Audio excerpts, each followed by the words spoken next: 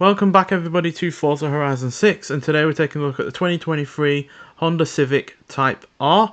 So this is the 6th generation of the Civic Type R, which is based on the 11th generation of the standard Civic, and this has been in production since 2022, and overall it does feature less aggressive styling over its predecessor, which I wasn't a fan of in terms of the way it looks. It just felt like they couldn't stop designing it. Oh, we put another vent here, another spoiler there.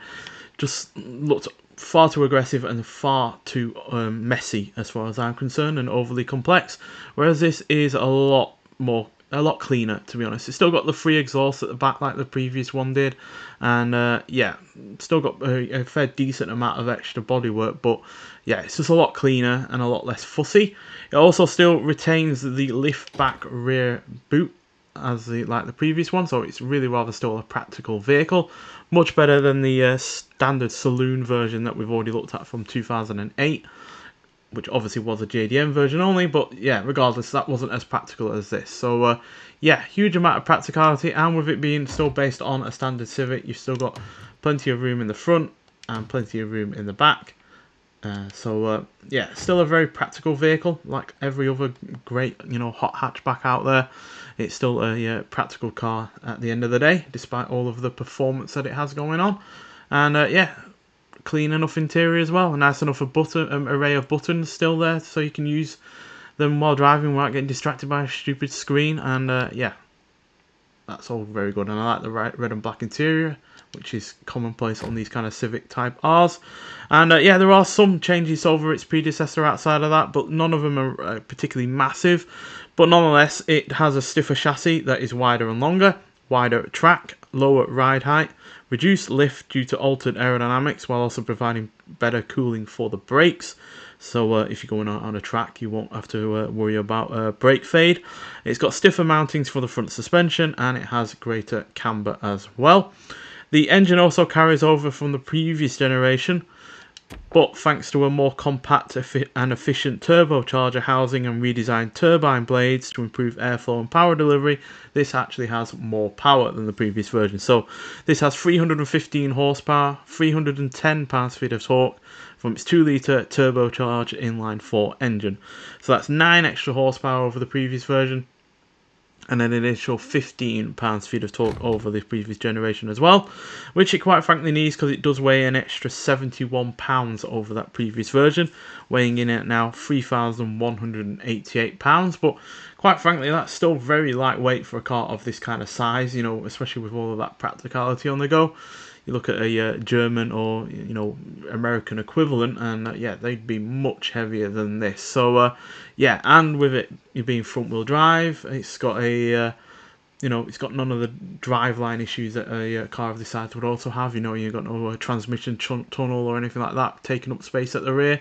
So having all of the mechanics up front means that you've got more space in the back, while still having a not a massive car, but still big enough to fit plenty of people and cargo, while also not being compromised by having that driveline going through the to the rear of the car. So all in all, a very handsome car, to be honest. No, it's not as overly aggressive or outlandish as the previous version, but like I said, I prefer this more sedate version at the end of the day, while it still looks pretty good anyway. So the more restraint looks to this overall work for me. So but nonetheless, let's get out onto the Hakubu circuit and see what this car can do.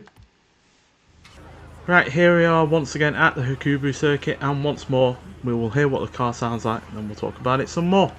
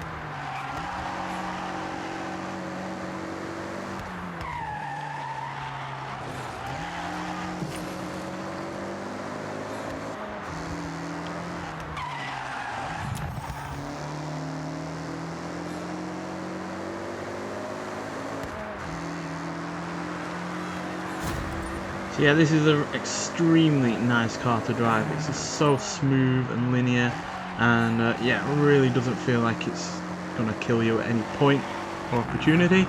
But it's also properly quick, but really rather nice turning, and yeah, it's just a absolute pleasure to drive, quite frankly.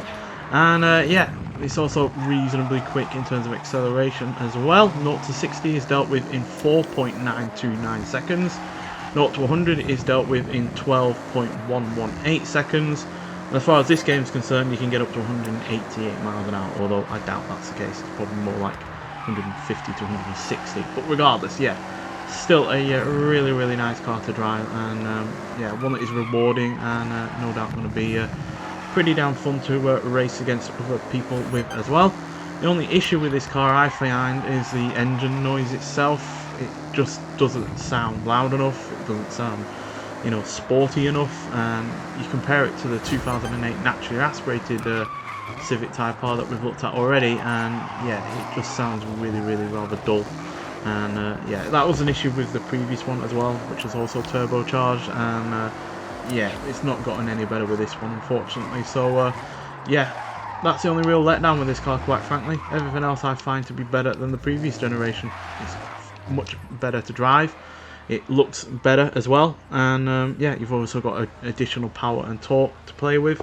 So as far as the mid-range is concerned, this is actually a car that feels faster, although due to that additional weight, it's probably not as quick to 60 and 100. So yeah, that's a little bit of an issue, but quite frankly, considering it's a much larger car than its previous version, the fact that it only weighs 71 pounds extra just shows how much Honda have gone to quite extreme lengths to keep the weight as minimal as possible. In fact, the rear lift-back trunk, for instance, is made out of resin, of all things. So yeah, they've obviously done a lot of work on it underneath, and in terms of keeping the weight down, considering it's a larger car. But yeah, it's only really let down at the end of the day by the engine noise, as everything else is pretty damn great. And yeah, a really rather fantastic generation for the Civic Type R as far as I'm concerned. But nonetheless, thank you for watching, and I'll see you in the next one. Bye.